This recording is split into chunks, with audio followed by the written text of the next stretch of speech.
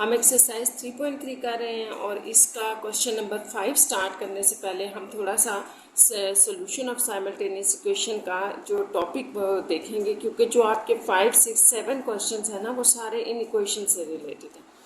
तो बेसिकली आपने समझना ये है कि मैट्रिसेस में हम लीनियर इक्वेशंस की क्यों बात कर रहे होते हैं।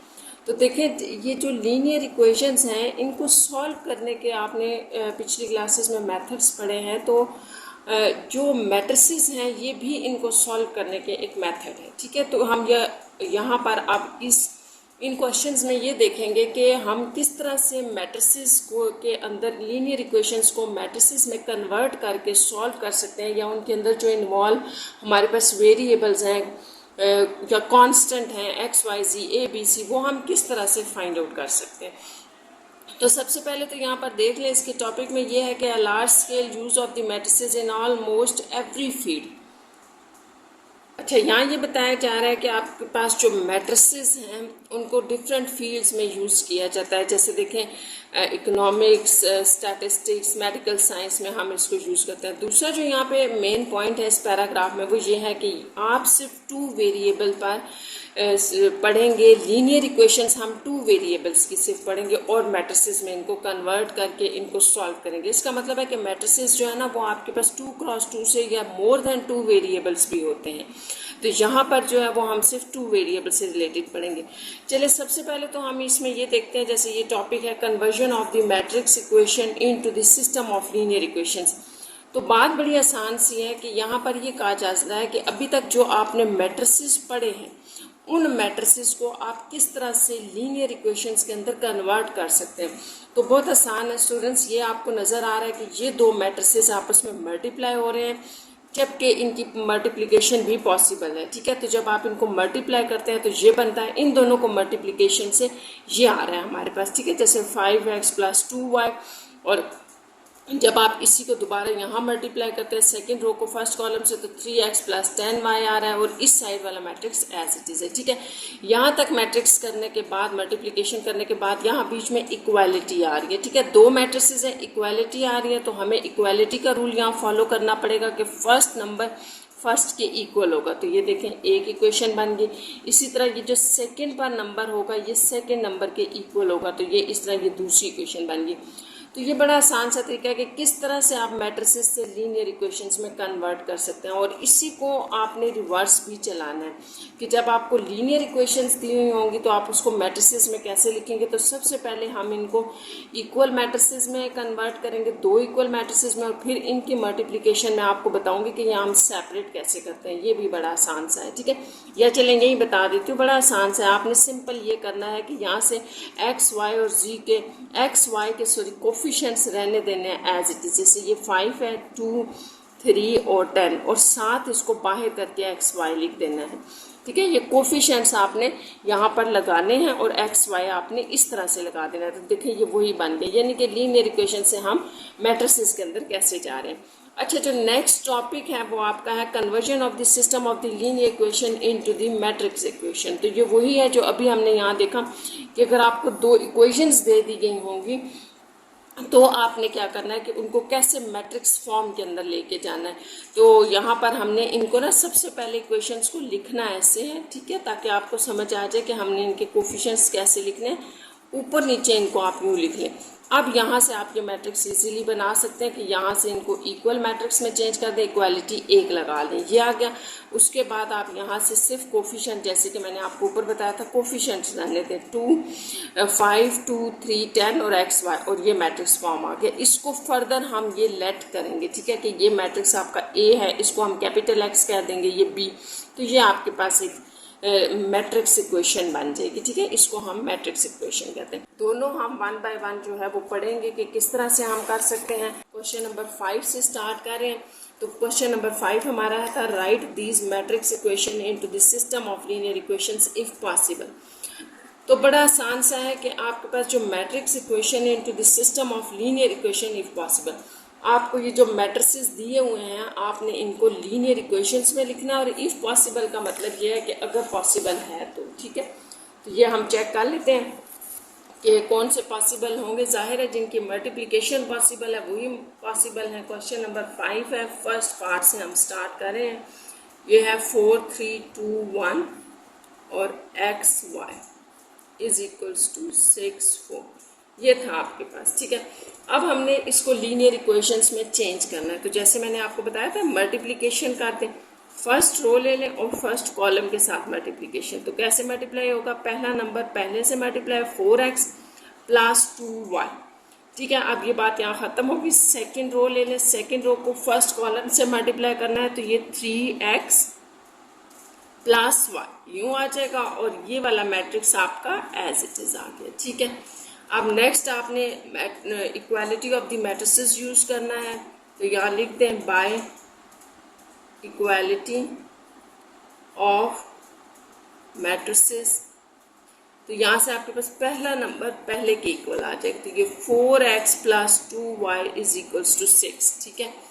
और इसी तरह ये दूसरा नंबर जो है वो दूसरे के इक्वल, जैसे हम कहते हैं ना कि कॉरेस्पॉन्डिंग वैल्यूज इक्वल मैट्रिसेस में सेम होनी चाहिए।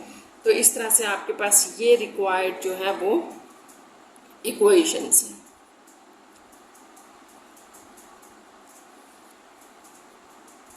सेकेंड पार्ट इसका देखते हैं। 5 0 0 4 एक्स वाई और ये है 10 20। यहाँ पर भी हमने उसी तरह से इनको मल्टीप्लाई करना है। तो ये फर्स्ट रो फर्स्ट कॉलम से मल्टीप्लाई होगी। तो ये आ जाएगा 5x प्लस 0y, ठीक है, 0y। यहाँ पर 0x प्लस 4y, तो यह आपके पास आ जाएगा ये, ठीक है।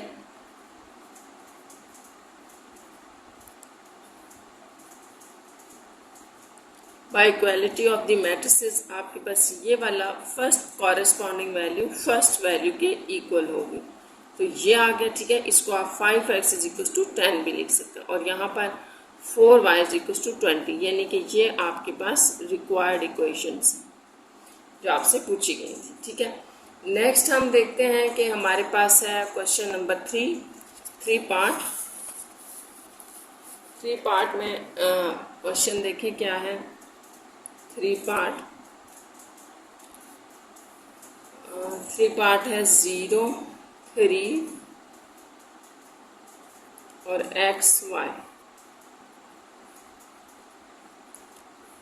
तो ये आपके पास पॉसिबल नहीं है क्योंकि हमारे पास इसकी मल्टीप्लिकेशन ही पॉसिबल नहीं है, ठीक है। तो आप यहाँ पर इसको लिख सकते हैं कि इसकी प्रोडक्ट ही पॉसिबल नहीं है, तो हम लीनियर इक्वेशंस भी जो है वो नहीं फाइंड आउट कर सकते। तो आप इसको लिख सकते हैं as product of two matrices are not possible, so linear equation cannot be find, ठीक है। या आप फाइंड नहीं कर सकते क्योंकि यहाँ पर प्रोडक्ट ही पॉसिबल नहीं थी। 4 पार्ट में देखें, 4 पार्ट में हमारे पास है एक्स वाई और 5 3 इज इक्वल्स टू 2। तो यहाँ पर जो आपके पास मल्टीप्लिकेशन है वो क्या होगी कि ये फर्स्ट रो फर्स्ट कॉलम से मल्टीप्लाई करें, और हो भी सकती है, ठीक है, पॉसिबल है। यहाँ पर आपके पास 5x प्लस 3y आ जाएगा, ये एक मैट्रिक्स बन जाएगा। अच्छा, ये भी मैट्रिक्स में, और ये यानी कि दोनों तरफ आपके पास एक मैट्रिक्स है जिसमें सिर्फ एक एंट्री है। तो by equality of the matrices ये इक्वल टू इसके आ जाएगा। तो ये आपके पास रिक्वायर्ड इक्वेशन है, ठीक है। यहाँ हमने equality of the matrices use किए हैं। अब नेक्स्ट आपके पास ये तो क्वेश्चन नंबर 5 था के पार्ट्स कंप्लीट हो गए। नेक्स्ट देखिए क्वेश्चन नंबर 6 है। इसमें क्या है, right the system of the linear equation in matrix form. तो ये भी बहुत आसान सा है कि right the system of linear equation. अब आपने यहाँ रिवर्स करना है कि ये जो लीनियर्स आप इक्वेशंस आपको दी हुई हैं इनको मैट्रिक्स फॉर्म में आपने चेंज करना है। तो ये भी बहुत आसान है, जो अभी अभी हमने किया उसको ही हमने रिवर्स कर देना है। जैसे क्वेश्चन नंबर 6 है, इसमें हमारे पास जो लीनियर इक्वेशंस हैं हम पहले वो लिख लेते हैं। 2x - y = 4। तो आपने इसको रिवर्स करते हुए कैसे लिखना है इसको, तो इसको आपने मैट्रिक्स फॉर्म में लिखना है, ठीक है। तो मैट्रिक्स फॉर्म, इसकी क्या मैट्रिक्स फॉर्म होगी कि सबसे पहले आप इसको ऐसे इक्वालिटी ऑफ द मैट्रिसेस को यूज़ करते हुए ये लिखेंगे, ठीक है। अब इसके बाद जो नेक्स्ट स्टेप है इसके बाद का वो ये है कि ये जो आपके एक्स वाई है ना, इनके कोफिशिएंट्स आपने लिख देने हैं। इनके अंदर तो प्लस है, आपने गैप से लिखना है, जैसे 1 1, यहाँ कोफिशिएंट 1 आ जाएगा, यहाँ भी 1, यहाँ भी 1, लेकिन आपने याद रखना है यहाँ माइनस है तो ये -1 होगा। साथ में यहाँ एक्स वाई आप इस तरह से बाहर लिख देंगे और ये आपके पास बन जाएगी मैट्रिक्स फॉर्म, ठीक है। तो ये मैट्रिक्स फॉर्म आपने कैसे बनाई है कि इसको आपने रिवर्स किया है, लीनियर इक्वेशंस को आपने equality of the matrices use करते हुए इस तरह से लिख दिया, ठीक है। इसके बाद यहाँ पर आपने कोफिशिएंट्स ध्यान से लिखने हैं, एक्स वाई ऐसे आ जाएगा। नेक्स्ट आपके पास जो 6 का बी पार्ट है, सेकेंड पार्ट है, वो देखते हैं। पार्ट नंबर 2, इसको हम कैसे लिख सकते हैं, तो ये है आपके पास इक्वेशंस लिख लेते हैं। 2x + y = 90।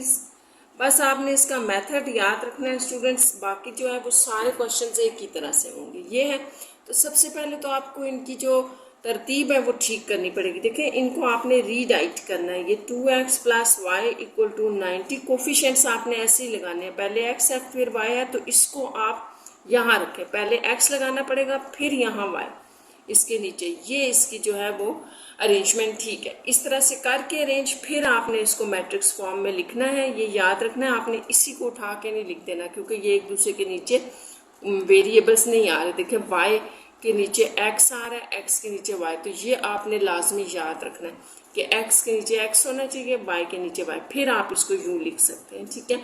और इससे अगला स्टेप वही है कि आपने कोफिशिएंट्स लिखने हैं इनके।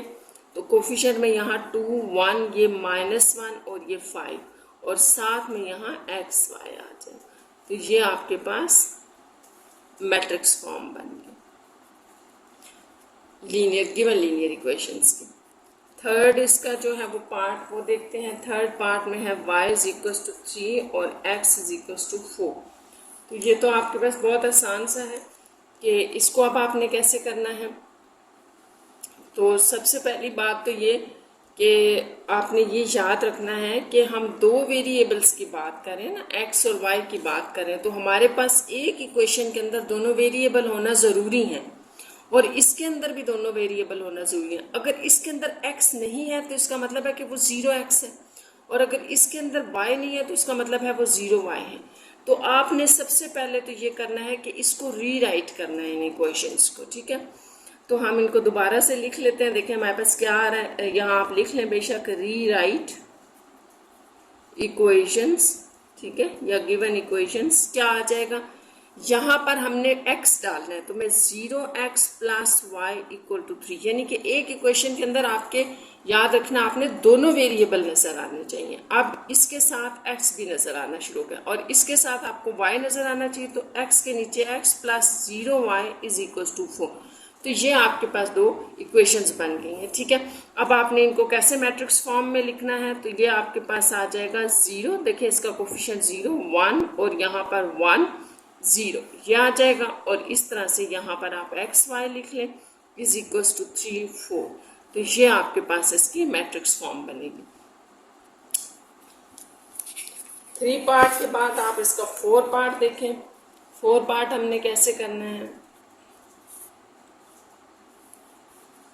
4 पार्ट में 5/2x - 3y = 1, 1/2y - 4x = 2। तो बस आपने एक बात याद रखनी है स्टूडेंट्स, जो मैंने आपको बताया है कि जब भी आपने लीनियर इक्वेशंस को मैट्रिसेस में लिखना है तो ये बहुत ज़रूरी है कि सबसे पहले तो आप उनकी अरेंजमेंट ठीक करें कि x के नीचे x, y के नीचे y होना चाहिए।